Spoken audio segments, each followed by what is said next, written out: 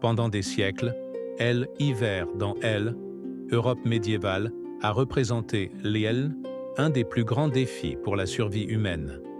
Loin du confort des villes modernes, les paysans affrontaient des températures impitoyables, avec des ressources limitées, une architecture rudimentaire et une pénurie alimentaire. Beaucoup ne survivaient pas à la saison la plus rigoureuse de l'année.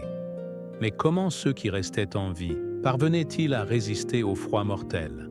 La réponse réside dans une combinaison d'ingéniosité pratique, d'adaptation culturelle et de savoir transmis de génération en génération. Dans cette vidéo, nous allons explorer les stratégies quotidiennes utilisées par les paysans médiévaux pour endurer des mois de glace, de neige et d'obscurité quasi constante. De l'isolation des maisons aux vêtements faits main, d'un régime alimentaire restreint à l'usage intelligent du feu, chaque détail était crucial. Préparez-vous à découvrir comment hommes, femmes et enfants ordinaires transformaient la nécessité en créativité, se maintenant en vie contre toute attente. Vêtements adaptés à l'hiver.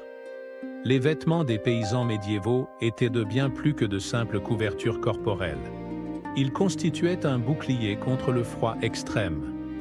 Confectionnés principalement en laine, lin et cuir, ces habits exploitaient au maximum les propriétés isolantes des matériaux disponibles.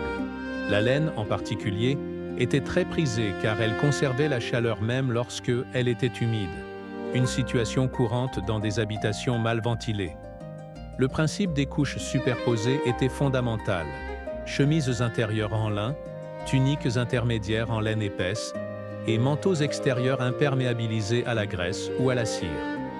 Des braies ajustés, des chaussettes épaisses et des bottes en cuir renforcées protégeaient jambes et pieds, zone particulièrement vulnérable à l'hypothermie. Les femmes portèrent des coiffes ou des voiles couvrant oreilles et nuques, tandis que les hommes optaient pour des bonnets de laine à oreillettes. Les vêtements étaient rarement lavés en hiver. La saleté naturelle aidait à sceller les fibres et à conserver la chaleur. En outre, les familles partageaient souvent leurs habits, en priorisant les enfants et les personnes âgées. Cette approche pragmatique, combinée à la réutilisation constante des tissus, permettait même aux plus pauvres de disposer d'une certaine protection contre le gel. Habitation et isolation thermique.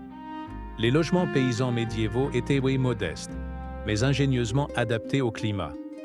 Construits en bois, torchis, pierre ou pisés selon les régions, ils disposaient de fenêtres minuscules, souvent de simples fentes recouvertes de cuir ou de tissu huilé. Le toit de chaume, outre son faible coût, offrait une isolation thermique remarquable. L'intérieur se composait généralement d'une seule pièce, où humains et animaux cohabitaient non par manque d'hygiène, mais par nécessité. La chaleur corporelle des bœufs, moutons ou porcs contribuait à élever la température ambiante. Le feu central, entretenu presque en permanence, servait à cuisiner, éclairer et chauffer. La fumée, bien que problématique, agissait aussi comme conservateur naturel pour les aliments suspendus au plafond. Les sols en terre battue étaient recouverts de paille sèche, absorbant l'humidité et ajoutant une couche supplémentaire d'isolation. Des rideaux épais séparaient parfois certaines zones de l'habitation, créant ainsi des microclimats plus chauds. Bien éloignées du confort moderne, ces maisons étaient de véritables forteresses thermiques, façonnées par une expérience accumulée sur des générations. Alimentation et préservation des ressources. Le régime hivernal des paysans était limité, mais soigneusement planifié pour maximiser l'apport énergétique et la conservation. Après la récolte d'automne, l'accent était mis sur le stockage et la consommation contrôlée. Les céréales comme l'orge, le seigle et l'avoine étaient transformées en pain noir ou en bouillies épaisses, riches en calories. Les légumes secs, fèves, pois, lentilles, complétaient les repas avec des protéines végétales. La viande était rare, mais lorsqu'elle était disponible, elle se présentait sous forme salée, fumée ou conservée dans la graisse. Le sel était une denrée précieuse, utilisée non seulement pour assaisonner, mais surtout comme méthode de conservation essentielle. Les fruits secs, les noix et le miel apportaient des sucres naturels, vitaux pour maintenir un métabolisme actif. Les boissons comme la bière légère ou le cidre étaient préférées à l'eau, jugées moins sûres et moins caloriques. Les repas étaient consommés chauds dès que possible, profitant de la chaleur résiduelle du feu. Rien n'était gaspillé. Épluchures, os et restes nourrissaient les animaux ou servaient à préparer des bouillons. Cette économie rigoureuse faisait toute la différence entre survivre et succomber. Routine quotidienne et stratégie communautaire. La vie hivernale au Moyen Âge tournait autour de la préservation de l'énergie, à la fois physique et thermique. Les activités extérieures étaient réduites au strict minimum, concentrées aux heures les plus chaudes de la journée.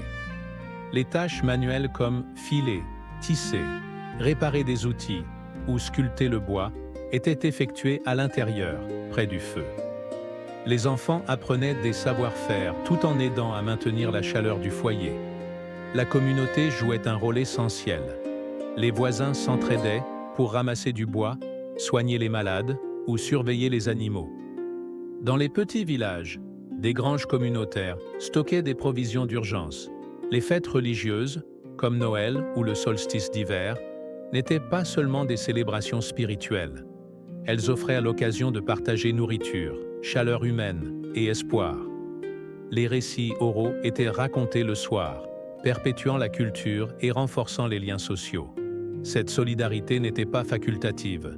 Elle constituait un mécanisme vital de survie collective. Celui qui s'isolait courait un risque bien plus élevé de ne pas voir le printemps. Usage du feu et gestion du combustible. Le feu était le cœur du foyer médiéval, surtout en hiver. Son entretien exigeait une planification constante.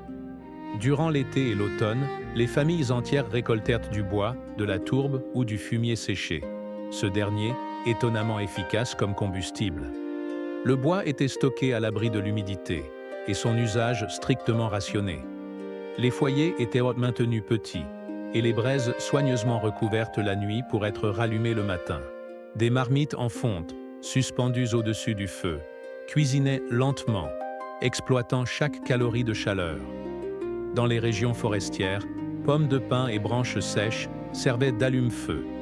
Dans les zones dégagées, la tourbe extraite des marais remplaçait le bois. Le feu avait aussi une fonction sociale, lieu de rassemblement, d'apprentissage et symbole de continuité familiale. Perdre le feu signifiait bien plus qu'avoir froid. C'était un risque existentiel. C'est pourquoi sa gestion constituait l'une des responsabilités les plus sérieuses du foyer, souvent confiée aux membres les plus expérimentés de la maison. Survivre à l'hiver, au Moyen Âge, exigeait bien plus que de la résistance physique. Cela requérait de l'intelligence pratique, de la coopération et un profond respect des limites imposées par la nature. Les paysans ne disposaient pas de technologies avancées, mais ils avaient développé un répertoire sophistiqué de solutions fondées sur l'observation, la tradition et les besoins immédiats.